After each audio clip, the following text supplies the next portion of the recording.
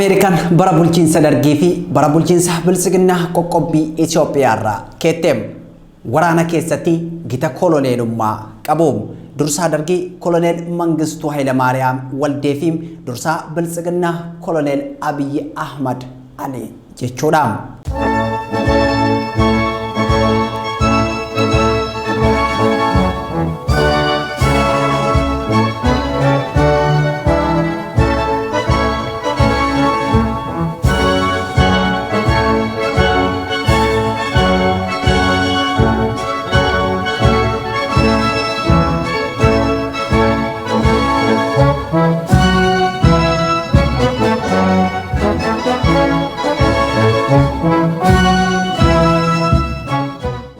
Gocha suukaneessaa Itoophiyaa keessatti raawwatamaa jiru dhaabsisuuf yeroon mootummoonni Afrikaa ejjennoo tokkoon dhaabbatan amma barruu Profeesar Alex Diwaal miidiyaa warra qaaxarootaam Aljaziiraan irratti barreesseedha. Abiyyi Ahmad warraaqsa uummata Oromootiin aangotti baheem dargaggoota aangotti isaan fidan kun qabsoo hidhannootti dabalamanii jiruun kuwwan ammootu mana hidhaa seenanii jiru jedheem seeneetarri Ameerikaa seeneetar Chris Coons utubaan nagaa fi tasgabbii gaanfa Afrikaa Oromiyaan qaama hargansuu gaanfa Afrikaatiin jechoota ji'oota kurnan darban dachii gaanfa Afrikaa irratti dhagahamaa turanidha. Akkam jirtu kabajamtoota daawwattoota Oromiyaa Miidiyaa Neetworkiin kun torbaaniin qabxiilee ciccima mel'achuun kan isin biraan gahum midhoo tebbanaatiin. Qophii midhoo har'aa qindeeffanne keessatti dhiibbaa qoqqobbiin Ameerikaa diinagdee Itoophiyaa irratti qabuufi waamicha Alex Diwaal Afrikaanotaaf taasise ilaallaam. Ansaraay sabaaf gama ogummaa kaameraatiin Abdii Jamaaltu nafaana jiraam. Hamma xumura qophii keenyaatti nu wajjin tura.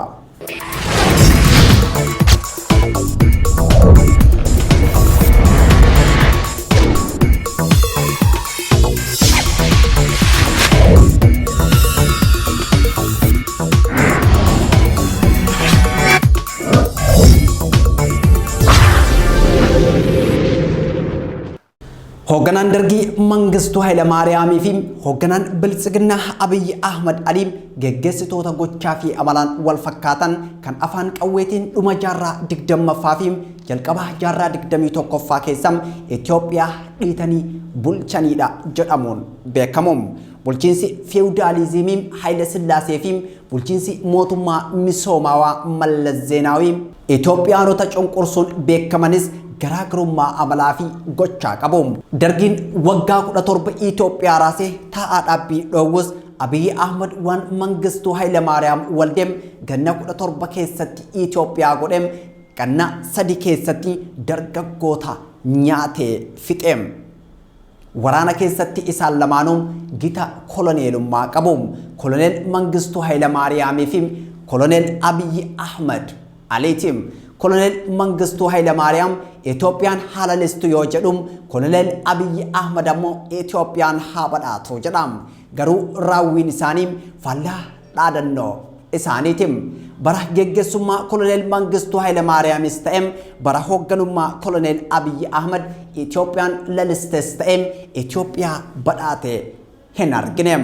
Lammiiwwan Itoophiyaa kan argan dhumaatiin yakka waraanaam saamicha gudeeddii sarbamuun birmaddummaa biyyaam dhabamuu bilisummaa cufachuu daandii qabsoo karaa nagaam hidhamuu leellistoota dimokiraasii ajjeefamuu dhaadhessitoota haqaam hiyyummaa kufaatii dinagdee caccabiinsa dippiloomaasii qoqqobbii fi komii uummata addunyaa qofaa kan galmee seenaa isaanii irraa mul'atus isuma kanaam. Koloneelonni lamaanuu yeroo gara aangootti dhufan biyyoota dhihaatiin yoo faarfaman waraana qabsaa'ota Oromoof Tigree irratti bananiin komatamanii jiru. Lolichaan dhumaatii guddaa hordofsiisanii Itoophiyaa biyya lammii isii beelaan adabduu maqaa jedhu Itoophiyaa gonfachiisanii jiru. Beela akka meeshaa waraanaatti dhimma kan itti bahe koloneel Mangistuu Hayilamaariyaam yoo ta'u gudeeddii fi saamicha akka rasaasaatti kan itti fayyadame ammoo koloneel Abiyyi Ahmad Aliitiim. Tajaajila hawaasummaa keessatti koloneel Mangistuu Hayilamaariyaam pirezidaantii ta'uun Itoophiyaa bulcheem. Koloneel Abiy Ahmad ammoo ministeera muummee ta'uun Itoophiyaa dhiitee bulchaa jira.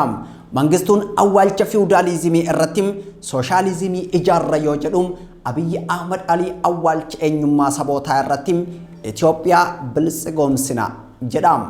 Isaan lachuu eenyummaa sabootaa cunqursuun eenyummaa Itoophiyaa leellisuun keessattuu eenyummaan Oromoo diina sirna isaan hooggananii akka ta'etti lallabama.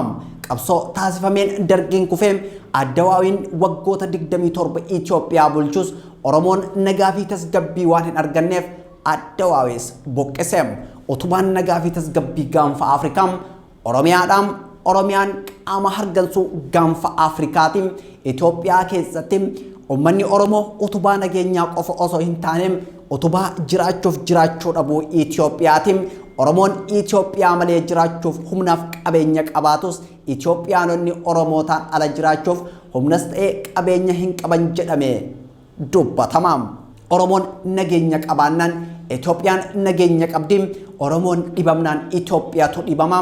Itoophiyaan raafamnaan gaanfa Afrikaatu raafamaa jechoonni jedhan ji'oota kurnan darban keessatti samii gaanfa Afrikaa irratti dhagahamaati turaniim ammas dhagahamaati jiru. Daayirektarri olaantuun ollaa yookaan Oromoo Legacy Leadership Advocacy Association adda seenaa Jinjimoo gaanfa Afrikaa keessatti dhibeen Oromoo yoo hin waldhaanamin nagaa fi tasgabbiin bu'uu hin danda'u jechuun addunyaan sagalee Oromootiif akka gurra kennitu yaamicha taasisteetii jirti. Qabsoo sirna diddaa cunqursaa afaan qawweetii fi karaa qabsoo karaa nagaatiin Oromoon taasiseen sirni 2-3 kufee jira. Ta'us Oromoon sadiinittuu abbaa ta'uu hin dandeenye. Sirnam fiwudaalizimiin sirna ibidda warraaqsaa dargiin kan sadaffaa mootum sirna Addawaawiiti. Injifannoo qabsoo Oromoo kan saame lootee galtootaa fi ergamtoota sirna kufeeti. Qabsoon karaa nagaa jalqaba jaarraa 21ffaa Jawaar Siraaj Muhammadiin durfamuun Itoophiyaa keessatti riiformii siyaasaa argamsiise kan saamame humnoota sirna Addawaawii keessatti Oromoo ajjeesaa dhaanaa turaniini. Dhaloonni riiformii siyaasaa fideem wambadeem shiftaam shaneem abbaa torbee jedhamee ajjeefamaam bineensa nyaachifamaam taateewwan waggoota sadan darban sirna Abiy Ahmad badhaafamaa Noobeelii nageenyaa bara 2019 fi hoogganaa waraana waliinii bara 2020 erga dilbata darbeem Ameerikaan dhorkaa fiizaa fi dinagdee aangoota Itoophiyaa fi Eertiraa irra keetteem Koreen hariiroo alaa seeneetaroota Ameerikaa kamisa darbe hokkora siyaasaa Itoophiyaa fi deebii imaammata alaa Ameerikaa irratti mari'ataniiti jiru. Waltajjii muddama siyaasaa Itoophiyaa fi deebii imaammata alaa USA kanaan ministeera dhimma alaa USA'tti bakka bu'aan hoogganaa yeroo fi biiroo dhimma Afrikaa Rooberti Gudeenik fi gargaartuun bulchiinsa deeggarsa namoomaa Ameerikaa USAID Sarah Charles gabaasa dhiyeessaniiti jiru. Yaa'ii seeneetii Ameerikaa kana irratti dhugaan armaan olitti dubbanneem seeneetara Ameerikaa Charles Konsin dubbatameetii jira. Warraaqsi fincila uummataa qeerroon hoogganame Abiy Ahmad gara aangootti fideem Oromiyaa irraa ka'ee ture jedhe. Amma garuu qeerroon hedduun hidhamanii kanneen afaan qawwee kaasuun qabsoo hidhannootti dabalamanii jiru jechuun dubbateem. Dhugaan uummanni Oromoo Itoophiyaa keessatti beekus isa kanaam. Cufachuu qabsoo karaa nagayaa fi hidhamuu hooggantoota qabsoo karaa nagayaa hordofeem dirreen hidhannoo bal'attee jirti. Itoophiyaa hunda keessatti dhukaasatu dhagahamaam. Walitti qabaan yaa'ii kana Mr. Menendez Itoophiyaatti bulchiinsa abbaa irree ganna dheeraa booda muummee ministeera Abiy Ahmad ce'umsa dimokiraasii Itoophiyaatti fida jedhameem abdatameem. Amma waadaa ce'umsa dimokiraasii ni fida jedhameem nyaatuun dirree siyaasaa dhiphiseem hooggantoota paartiilee siyaasaa hidhuu itti fufee jira jechuun waan siyaasaan baranee Abiy Ahmad Ali Itoophiyaa godhaa jiru himeem. Dirreen siyaasaa qeerroof Jawaar Muhammad akkasumas uummata Oromootiin bal'atee Abiy Ahmadiin cufameem. Jawaar Siraaj Muhammad mana hidhaa keessa taa'eem abdii qaamolee haqaa irraa kutachuun beellamni mana murtii waggaa 2 olitti noof haa qabu jechuun mana murtii gaafataatii jira. Itoophiyaan biyya ajaja mana murtii hin kabajne jedhamtee qeeqamtus qaamolee haqaa kan jedhan poolisiin hidhamtoota siyaasaa Oromoo manni murtii bilisa jedheen achi buutee nadhii gammadaa fa'a taasisaatii jira. Waashingten hooggantoota siyaasaa fi waraana Itoophiyaa fi Eertiraa yakka waraanaa raawwatan irratti dhorkaa fiizaa yoo dabarsitum deeggarsa namoomaatii dhala qoqqobbii diinagdees buufteetii jirti. Finfinneen kun walabummaa biyyaa sarbuudha jechuun deebii kennaatee jirti.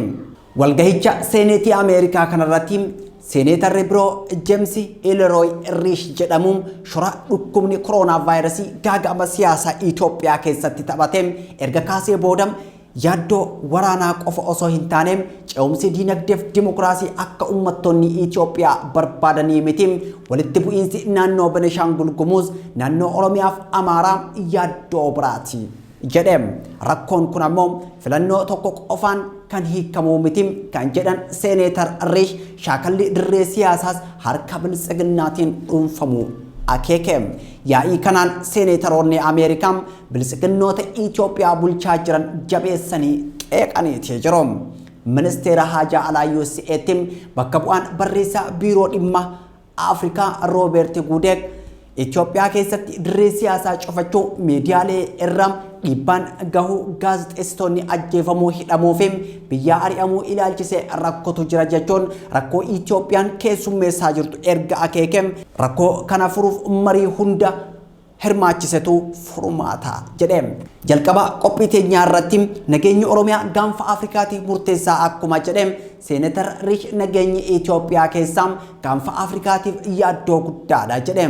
Dhimmi nageenya Itoophiyaa hegeree Itoophiyaanotaa qofaaf osoo hin taane dantaa nageenyaa fi diinagdee USN gaanfa Afrikaa fi naannoo galaana diimaa keessaa qabduufis yaaddoodha jechuun kaahem.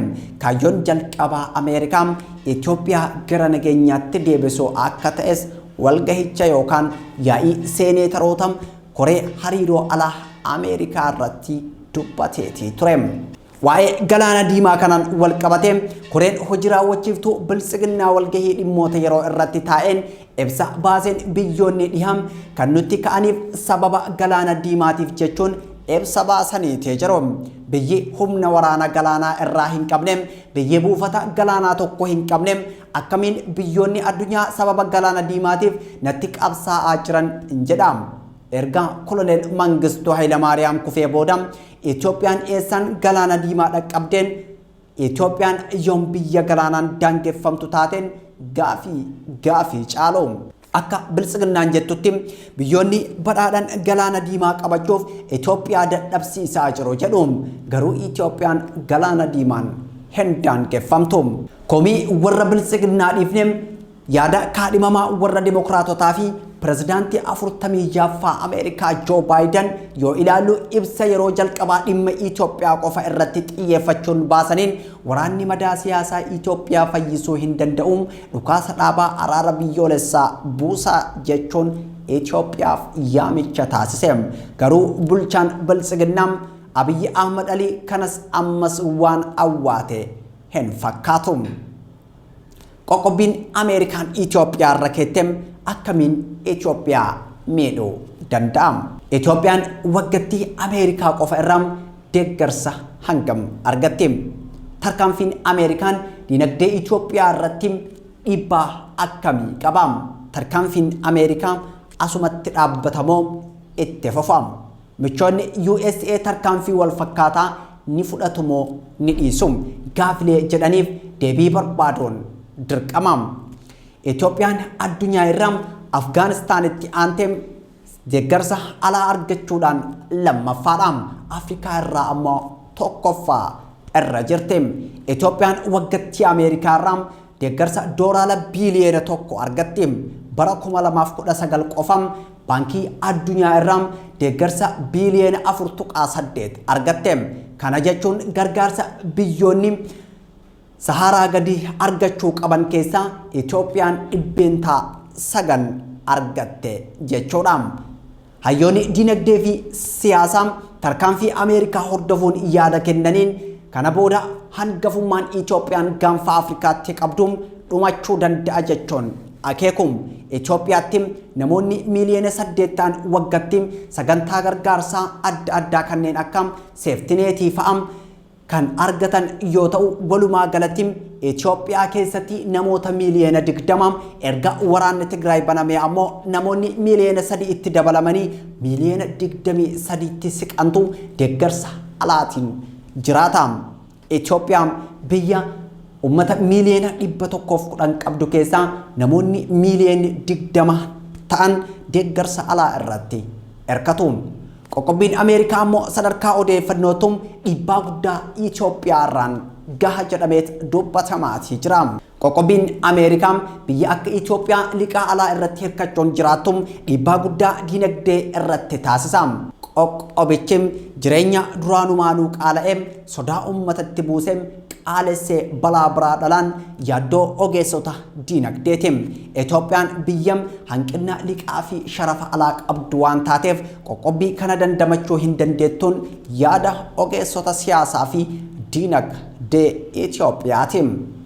Dhuguma mootummaan Itoophiyaa raafama siyaasaa Itoophiyaa raasaa jiruu fi mormii uummataa danda'ee qoqqobbii kanaaf furmaata laataan gaafii keessa nama galcha. Tarkaanfiin Ameerikaa immoo karaa sadiin deeggarsa Itoophiyaan addunyaa irraa sassaabachuu dandeettu oggura. Karaan jalqabaa mallaqa waggaa waggaan argattu hambisuudha. Lammaffaan ammoo dhaabbilee faayinaansii kanneen akka dhaabbata mallaqa addunyaa fi dhaabbata baankii addunyaa yookaan baankii addunyaa irraa deeggarsa argamu oggoruudha. Karaan sadaffaan michuuwwan Ameerikaa kanneen akka gamtaa Awurooppaa fa'aarraa gargaarsa Itoophiyaaf taasisan dhaabuudha jedhamee tilmaamama. Qoqqobbiin biraa osoo hin fudhatamin kan amma fudhatame kun Itoophiyaaf qormaata guddaadha. Bulchiinsa Abiy Ahmad jalatti mo'amuun dippiloomaasii Itoophiyaa yaaddoo guddaa akka ta'e deeggarsi Ameerikaan Itoophiyaaf taasistu guddaan qooda Itoophiyaan gaanfa Afrikaa keessatti farra shororkeessummaa irratti qabduuf kan ooluudha. Bakka san ammoo Suudaan gareen Abdallah Hamdok dhuunfataatii jira. Qondaala duraanii CIA fi dippiloomaatiin USA duraanii Kaameruun Hadsan qoqqobbiin kun hariiroo biyyoota lamaanii gidduun boqonnaa haaraa fidee dabalataan jalqabbii tooftaa haaraa Ameerikaatiin Itoophiyaan jaarsummaa siyaasaa fi nagaa kabachiisuun naannawa tasgabbii hin qabne keessatti madda nageenyaa taatee turte amma garuu mataan isheetu tasgabbii dhabdee jirti. Kun ammoo USN to'atamuu qaba jechuun dubbate. Ta'us bulchitoonni Itoophiyaa qoqqobbiin fiizaa Ameerikaa na hin ilaallatu jechuun yeroo qoosan mul'atu. Pirezidaantiin bulchiinsa mootummaa naannoo Oromiyaa Shimallis Abdiisaa oggarri fiizaa Ameerikaa na hin ilaallatu ani mooyyalee dhaquuf fiizaa na hin barbaachisu jechuun dubbateetii ture. Kan nama ajaa'ibu kufaatii fi rakkoo biyyi sun keessa seente dhiisanii qoosuu isaaniiti yookaan xiinxala yookaan kabajni hariiroo dippiloomaasii biyyoota alaatiif qaban isaan biraa dhabamu isaatiin. Kun kan daawwataa jirtan qophii mil'oo tebbanaatiin kan mul'ataa jirru rakkoo Itoophiyaan keessa jirtuu fi xiinxala Aleeks Diwaal miidiyaa warra qaaxarootaa Aljaziiraa irratti waa'ee Itoophiyaa barreessee mul'ataa jirra. Ammas nu faana bu'aa.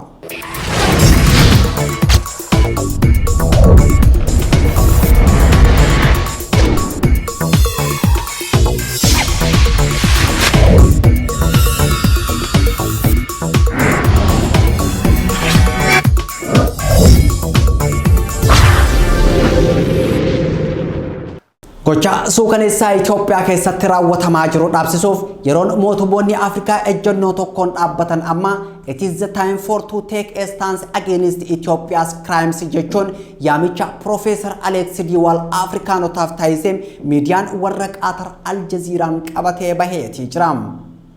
Caamsaa 27 bara 2021 kan barreesse Aleeks Diwaal waggaa tokko dura yeroo Abiy Ahmadiif qondaalonni isaa Oromiyaa keessatti ibidda qabsiisanii mooraa siyaasaa Oromoo jeeqan dubbichi dhimma dorgommii aangoo osoo hin taane nagaa fi tasgabbii biyyattii irra darbee haala guutummaa gaanfa Afrikaa kan jeequ ta'uun isaa himamaatii ture. Akkuma raagame kunoo siyaasaan Itoophiyaa jeeqameem himannaan yakka duguuggaa sanyii dhala namaa fi yakka waraanaa Isaayyaas Afwerqii fi Abiy Ahmad irratti banamuuf waan dhiyaataa jiru fakkaata. Dhaabbileen akka USAID Fund jedhanitti dubartoonni 20 caalan dirqiin gudeeddamanii uummanni miiliyoona 2 caalu ammoo qeef qabeenya isaarraa buqqa'ee jira. Bifuma wal fakkaatuun Oromiyaa, Benishaangul Gumuz, naannolee Kibbaa fi Amaaraa keessattis dhumaatiin ukkaamsaa fi buqqaatiin uummata nagaa jeequmsi siyaasaa Itoophiyaa biyyattii irra darbeem gaanfa Afrikaa jeequmsa hamaa ta'eef saaxiluu danda'a sodaa jedhu uumee jira jedhu. Kana bu'uura taasifachuun uummanni addunyaa yaamicha araara biyyaalessaa yoo taasisan biyyoonni Afrikaa yakka gareen biltsiginnaa raawwataa jiru akka dhaabsaniif yaamicha taasisaatii jiru. Dhaabbatam faawundeeshinii nagaa addunyaatiif daayireektara olaanaa kan ta'anii fi xiinxallaa siyaasaa bal'aa Itoophiyaaf gaanfa Afrikaa irratti kennuun kan beekaman Profeesar Alex Diwaal tibba kana barruu barreessaniin yeroon biyyoonni Afrikaa yakka Itoophiyaa keessatti raawwatamaa jiru dhaabsisuuf ejjennoo cimaa qabaachuu qaban amma jedheem. USA fi gamtaan Awurooppaa yaamicha waraana dhaabuuf deeggarsa namoomaa dhaqqabsiisuu taasisaniitii jiru. Garuu Finfinneen yaamicha taasifamaa jiru walabummaa biyyaa sarbam hin simadhu jedhaa jirti jedha Alex Diwaal barruu Al Jazeera irratti barreesseen waa'ee Washington DC fi Brussels Finfinnee godhaa jirtu yoo gabaasu.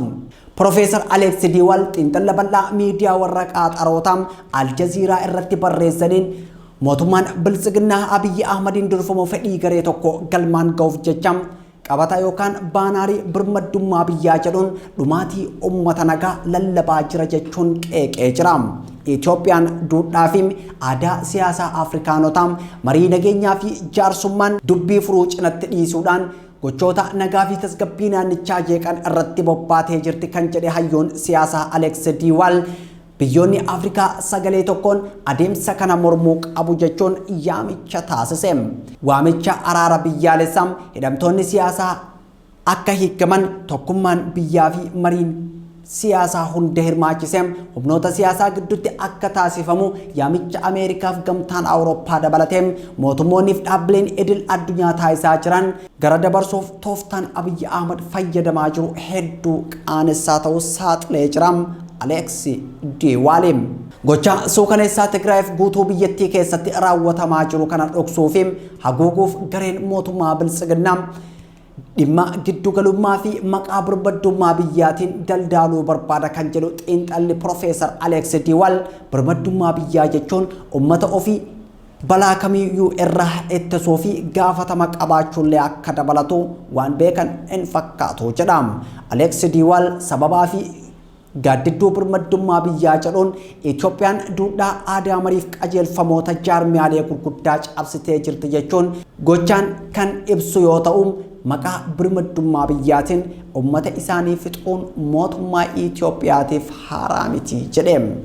Baroota 1970mootaa fi 1980moota keessas abbootiin irree Afrikaa keessatti maqaa fi baanaarii birmaddummaa biyyaa jedhu kanaan lammiilee isaanii irratti ajjecha suukaneessaa jumlaan raawwachuu isaanii yaadachiisanii har'a sanumatu raawwataa jira jechuun Al Jazeera irratti barreessanii.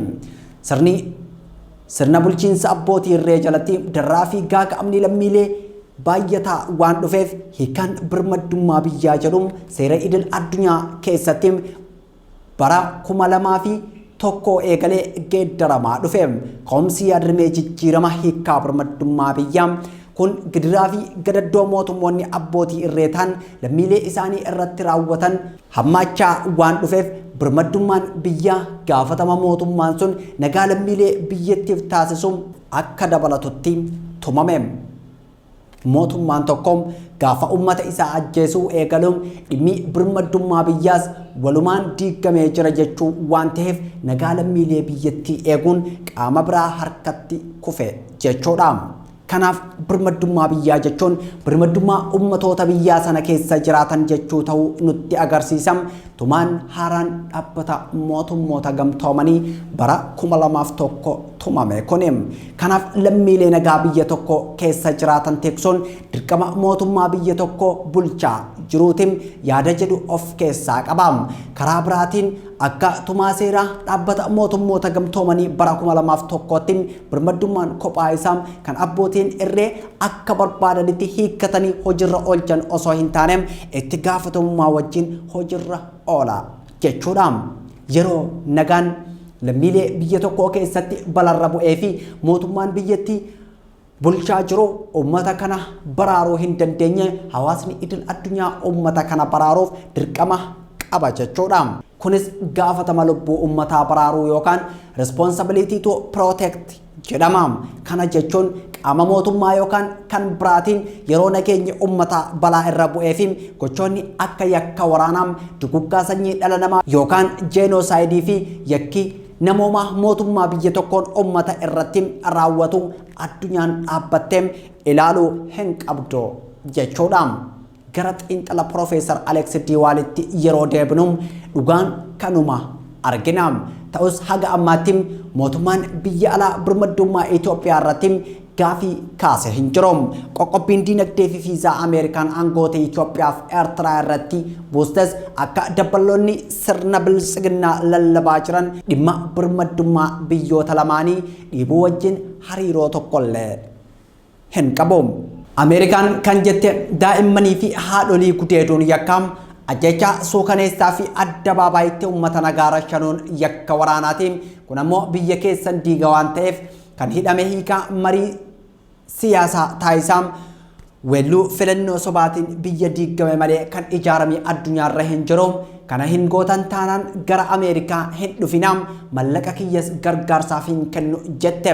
Jeequmsa siyaasaa Itoophiyaa irraa Ameerikaas ta'e biyyoonni Awurooppaa miidhaa malee faayidaa akka hin arganne irra deddeebiin mirkaneessaati turte biyyoonni lixaa jechuudha. Kanaafuu tarkaanfii Ameerikaan fudhataa jirtu kanaan dura kan fayyadamu ummata biyyattii keessa jiraatudha.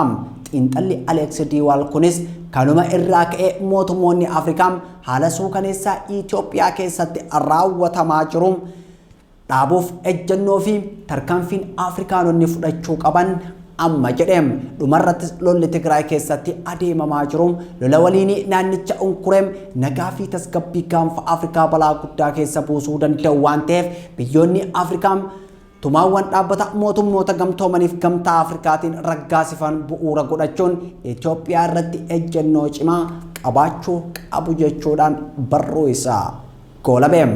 Nutis goolamnee jirraam. Ansiraay sabaa tureem gama ogummaa kaameraa fi suur-sagaatiin Abdii Jamaaltuu nafaana tureem. Torbaan qophii biraatiin walitti deebinaam. Turtii gaarii.